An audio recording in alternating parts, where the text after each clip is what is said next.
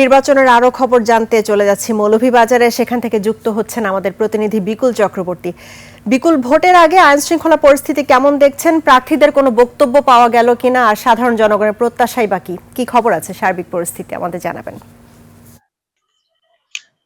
রাহি, আপনি যেটি বলেছেন যে মৌলভীবাজারে ভোটের যে আমেজ পুরো জেলা জুড়ে হচ্ছে।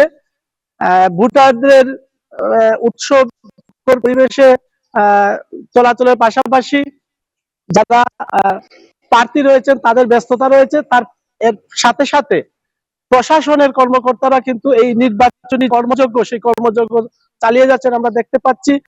বিশেষ করে মৌলভীবাজারের যে জেলা পুলিশ সুপারের নেতৃত্বে আমরা দেখেছি মৌলভীবাজারের প্রায় 554টি ভোট কেন্দ্র রয়েছে, প্রত্যেকটি কেন্দ্র ভিজিট করা হচ্ছে।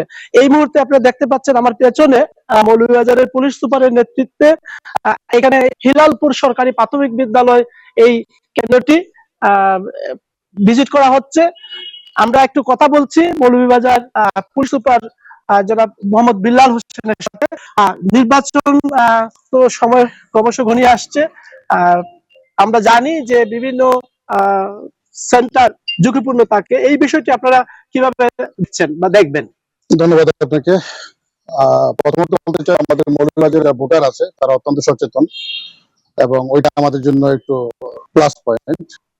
আর আপনি কথা আছেন যে 500 সেন্টার আছে, সেন্টারগুলো সাধারণত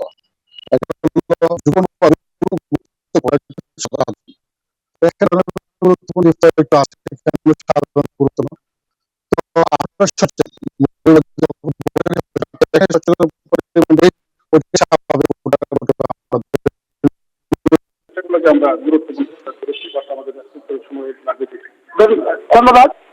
আমরা মৌলভীবাজারে যে প্রত্যেকটা কেন্দ্রকেই ওনারা গুরুত্বপূর্ণ বিবেচনা করছে, তারপরেও কিছু ঝুঁকিপূর্ণ কেন্দ্র আছে, সেগুলোর জন্য ওনারা আলাদা ব্যবস্থা নিচ্ছেন।